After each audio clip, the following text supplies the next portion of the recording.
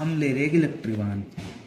Electric वाहन में खरीदते टाइम हम पहुंचे ओला कंपनी के पास। ओला कंपनी के पास दो सेगमेंट है, एक बाइक का है, एक स्कूटी का है। बाइक अभी तक लॉन्च नहीं हुई, स्कूटी भी पहले से चल रही है, फर्स्ट जनरेशन सेकंड जनरेशन चल रही है। अब उन्होंने थर्ड जनरेशन लॉन्च करा, उसके प्राइजेस डिस्कस कर रहे हैं हम। उसके प्राइजेस को ही हम क्या कर रहे हैं, जो बाइक लॉन्च होने वाली है 5 फरवरी को, उनको हम कंपेरिजन कर रहे हैं। इसमें एक पॉइंट और मैं क्लियर करूं, ओला ने ये चीज़ पहले भी बोल रखी कि जो हमारी जो बाइक लॉन्च होगी, ठीक है, वो भी थर्ड जनरेशन प्लेटफॉर्म पे ही लॉन्च होगी, तो वो भी थर्ड जनरेशन ही है।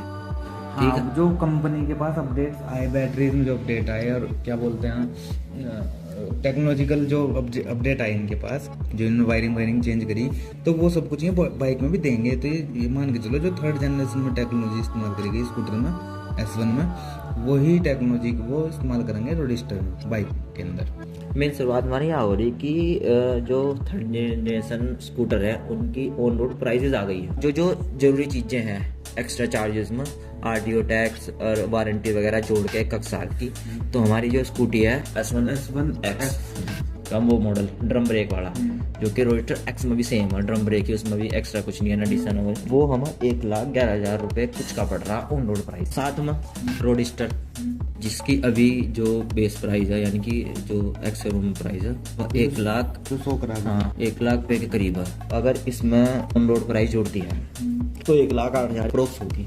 इतने रुपए में हमें रेंज मिल रही है 200 किलोमीटर की IDC रेंज। इससे मात्र 5,000 रुपये एक्स्ट्रा देकर हमें रेंज मिल रही है 242 किलोमीटर की, यानी कि बाइक से 240 किलोमीटर ज़्यादा। बाइक में स्कूटर में दोनों में फीचर ऑलमोस्ट सेम है, वो भी ड्रम ब्रेक में, वो भी ड्रम ब्रेक में है। ADAS सिस्टम फर्स्ट जनरेशन का ही, मतलब एंटी सेगमेंट का, उसमें वही है। मैक्सिमम जो फीचर्स हैं वो सेम है, दोनों ही की से स्टार्ट है, स्कूटर भी और हमारा हाँ वो भी, दोनों ही की से स्टार्ट है।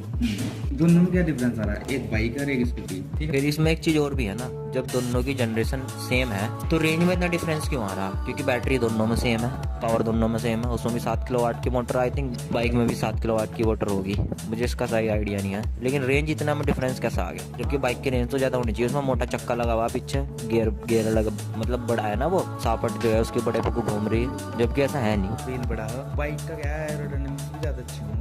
मोटरसाइकिल का सरफेस ज़्यादा हवा को टच करता है, जबकि बाइक का कम करता है। चलो ये भी बात नहीं, हमारे पास भी एक एक्टिवा है, एक हमने बाइक बना रखी, दोनों बना रखी। हमें उन दोनों में भी बाइक का ज़्यादा इस्तेमाल अच्छा लगा, उसकी स्पीड ज़्यादा है और उसकी रेंज भी ज़्यादा है एज़ कम्पेयर टू स्कूटर। तो ओला ने ऐसा क्या टेक्नोलॉजी करी जो स्कूटर की रेंज ज़्यादा निकल के आ रही सेम बैटरी से, और बाइक की रेंज कम निकल के आ रही उसी बैटरी से। पहली बार हम क्या खरीदना, हम सबसे बड़ा कंफ्यूजन तो हमारे पास आ गया। पहले हम स्कूटर पे थे, फिर हमने बाइक देखी ओला की, तो हमने बाइक पर शिफ्ट हुए, और अब हमने थर्ड जनरेशन स्कूटर देखे, तो हम फिर स्कूटर की तरफ कंसिडर कर रहे हैं रेंज की वजह से, क्योंकि रेंज ज्यादा मिल रही है। सबसे पहले आप ये देखो बाइक के क्या फायदे है और स्कूटर के क्या फायदे। सबसे पहले मैं बताऊँ, बाइक का एक ही फायदा है कि वह बाइक है, उसके अलावा बाइक का मुझे तो कोई फायदा लगा नहीं। सिर्फ उसका बाइक होना ही एक उसके प्रति प्लस पॉइंट है, उसके अलावा कुछ भी एक्स्ट्रा नहीं मिल रहा उतने प्राइस में और उतनी बैटरी में। रोडस्टर X की बात कर लो आप, X का कंपैरिजन S1X से कर लो, स्कूटर X से कर लो।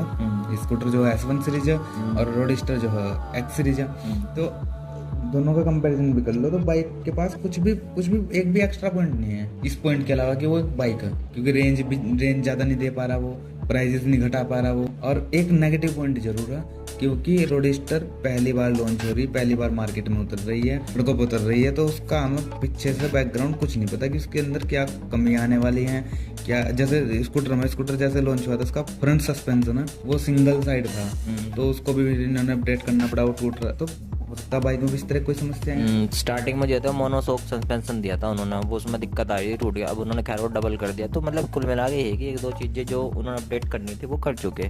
बाइक में अभी वो अपडेट करेंगे, क्योंकि बाइक अभी नई बनी, न्यू बॉर्न बेबी की तरह है। बाइक खरीदना पर्पज से भी एक सही डिसीजन नहीं है। फर्स्ट टाइम में ही परफेक्ट चीज़ बननी इम्पॉसिबल होती है। स्कूटर के प्रैक्टिकल यूज बहुत अच्छी है, बाकी बूट स्पेस मिल रहा है, पैरों में जगह मिलती है, वहाँ कोई थैला रख लो, कोई सामान रख लो, सिलेंडर तक आ जाएगा, ठीक है। और क्या बोलते हैं, स्कूटर में पीछे हेलमेट रख लिया, नीचे डिक्की में कुछ भी रख लिया, अपना बैग रख लो, पार्टी सार्टी करनी उसका सामान रख लो, कुछ भी रख दो, कोई फर्क नहीं पड़ता इसमें। तो जो जेन्युइन कस्टमर हैं जो ये चाह रहे हैं कि हम एक इलेक्ट्रिक व्हीकल खरीदना, वो इलेक्ट्रिक व्हीकल हम ओला से खरीदना, तो ओला के पास दो जो ऑप्शन है उनमें से एक बेटर ऑप्शन स्कूटर निकल रहा है, क्योंकि स्कूटर रेंज भी अच्छी दे रहा है, प्राइस भी कम दे रहा है, प्रैक्टिकल यूज भी अच्छे दे रहा है, परफेक्शन भी है, क्योंकि पिछले 5 साल से चल रही है ओला। जो गलतियां उनमें आती जा रही है, पहले आग लगने की शिकायतें आई, सस्पेंशन टूटने की शिकायतें आई, वो ठीक करी, फिर आग लगने की शिकायतें आई, वो ठीक करी, और जो लास्ट टाइम समस्या आई वो आई थी इनकी सॉफ्टवेयर को लेकर,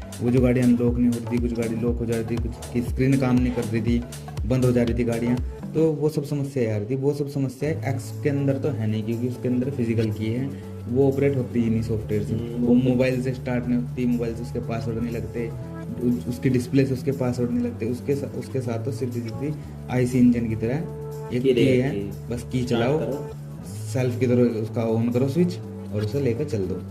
अगर देखो आपको लेना 6 महीने, 1 साल, 7 महीने रुक का, तो आप बाइक की तरफ सोच पाओगे कि बाइक का आपके पास वो मिल जाएगा, आपको डाटा हो जाएगा बाइक का। और स्कूटर अगर आपको इमीडिएट लेना तो फिर तो स्कूटर लेने में फायदा, बाइक लेना थोड़ा रिस्की हो जाएगा। अच्छा चीज़ और भी तो, अब लिथियम आयन बैटरी का क्या कॉन्सेप्ट है?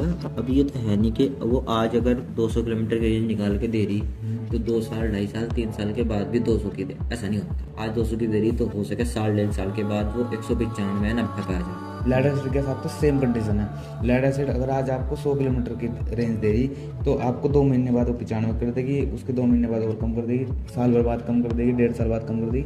1.5 साल तो खैर लाइफ ही नहीं होती, इससे ऊपर तो बस किस्मत की लेड एसिड बैटरी। 1-1.5 साल से ऊपर चलना बहुत किस्मत की बात है। अगर आपने बहुत सही चलाया, बहुत बढ़िया बैटरी निकल गई, नहीं तो 1 साल से 2 साल से ऊपर की रेंज नहीं होती, लाइफ नहीं होती है लेड एसिड बैटरी की। अच्छा चल भी गई आपकी 2 साल 3 साल तो वो अपने धीरे धीरे अपनी कैपेसिटी खोती रहा है लेड एसिड। लेकिन लिथियम आयन के साथ ऐसा नहीं है। लिथियम आयन बैटरी या तो सेल खराब ही होंगे, नहीं तो बहुत कम डिडक्शन होगा, इतना कम कि आपको महसूस भी नहीं होने का। मैं लिथियम आयन बैटरी को 2.5-3 साल से कंटिन्यू चला रहा है, बिल्कुल कंटिन्यू, डेली रूटीन में। एक बाइक मेरे पास डेली रूटीन में है, कोई परफॉर्मेंस कम नहीं है। वो उस दिन भी 70 की स्पीड निकाल के दे रही थी, आज भी 70 किलोमीटर पर आवर की स्पीड निकाल के दे रही।